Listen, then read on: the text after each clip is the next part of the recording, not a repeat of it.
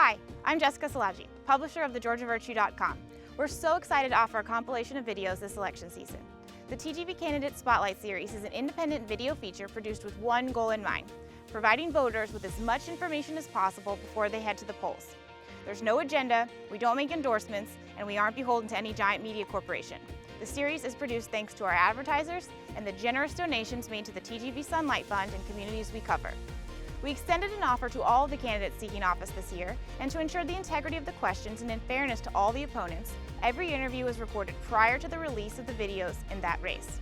For that reason, candidates who did not agree to an interview prior to the air date for their race will not be featured in this series. Thanks for tuning in, and don't forget, you can find more content on this election cycle and much, much more on thegeorgiavirtue.com.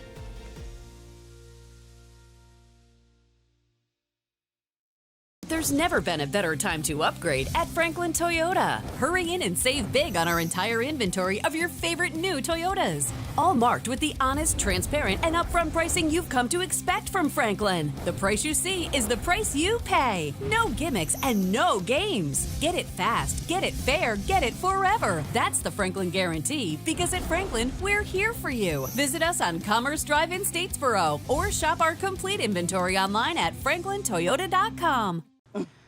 Today we are chatting with Shontelle Childress. She is a candidate for Board of Education in Bulloch County. Thank you so much for chatting with us. Thank you for having me, Jessica. Let's start off with you just telling a little bit about yourself and your background, your ties to Bulloch County, all that kind of stuff. So I'm originally from Statesboro, but I moved 3rd grade, 4th grade.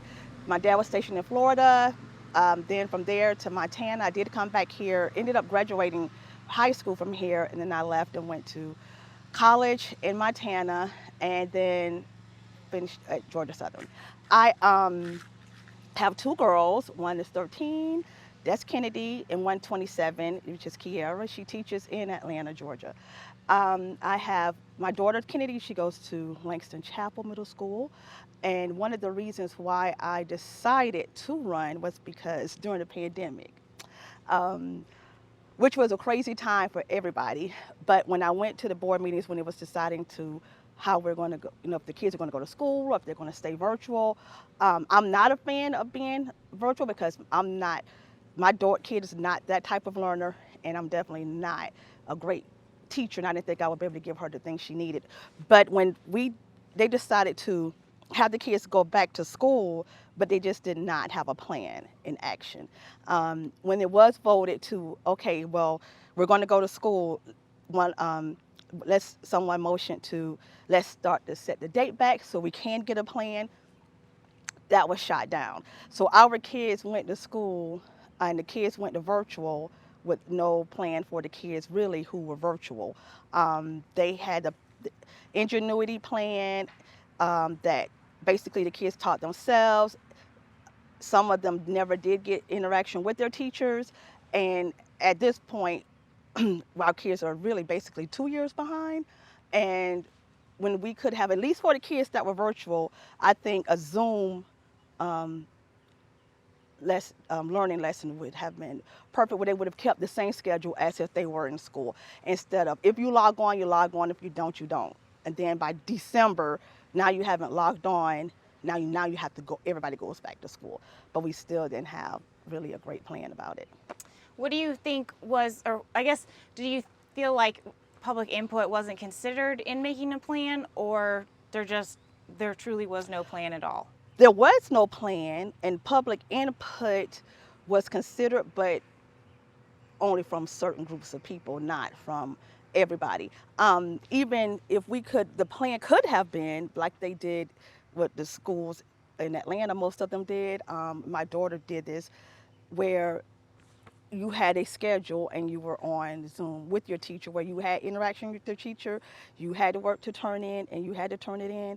And it was as if you were at school, but you're home, but you were still held accountable for everything that you did. So now these kids are not held accountable. If they didn't have the parents who could help them, or maybe their parents were working, they just didn't do it. Well, we're going to go back to the issues in just a second, but your district did change. Yes. From the census. So do you want to just talk about what your district is now, to give people a little bit Yeah, of... so my district covers all the way out to Parkway Place off of Williams Road. It crosses back over Johnson Street, over all of that area, then back over to around Tillman Road,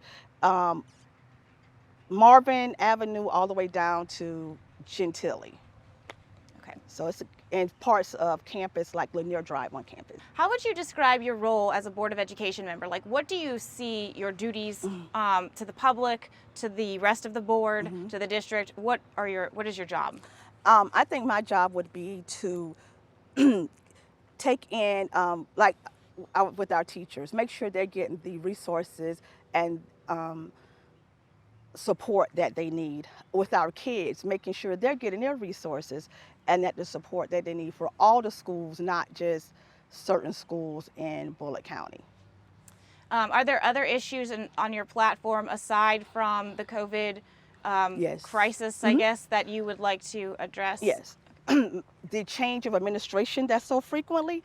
When I was in school, and probably you as well, we had the same principal throughout our time at that school.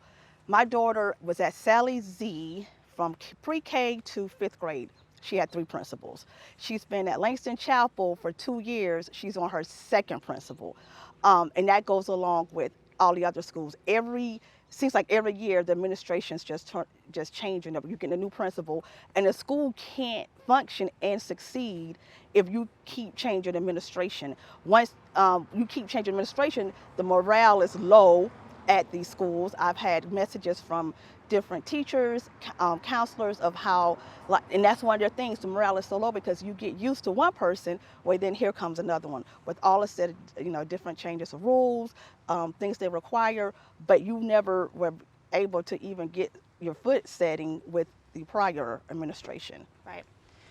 With regard to the budget, it's a big beast, so I won't ask you to go line by line or anything, but do you feel like there's anywhere where the school system maybe should at least look at spending more money, or some places where there should be less money allocated? Are there any financial aspects, I guess, that you want to at least reassess? I was able to get a copy of the budget from the very last Board of Education meeting that they had. And there were things that they were going to change. One of the board members made a suggestion and with some concerns about, where some of this money was spending, because at the end of the year, like right now, the schools are turning in like $7.2 million of their not spending. And then the money is like, so they get this chunk of money and they're like, okay, here, you spend it how you want to spend it. But then we don't know. That's something I am looking more into though. How would you, because COVID was a perfect example of so many different perspectives, of course. I think that was a learning time for everyone, whether you were elected or not, just about how to come together and make decisions. How would you approach conflicting, whether you're the dissenter or you're with a majority, how would you approach when there's just a lot of different opinions when you're trying to make an important decision for the district? When it comes to that, everybody has an opinion on something, I agree with you or whether you agree with me.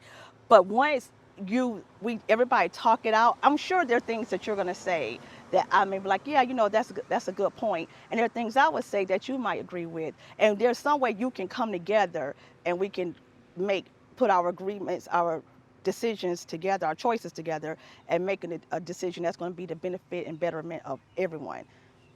Do you feel like the school district is transparent enough? And if not, what kinds of things would you like to see or would you advocate for as a board member? I don't think they're transparent enough, and that's one of the things. I think that they do have a part where they have you can come up and speak, but they can't respond. You can't ask questions. You can just speak, but you're not getting any answers back or feedback from it. And that's one of the things that I would like to see change, because that's one of the rules that you can't ask. You can just speak. But is it going to the right person? Sure. When let's pretend we're 4 years down the road. You've been elected, you've been serving for 4 years. What do you want people to say about you as a board member? Like, how would you like them to reflect on a term?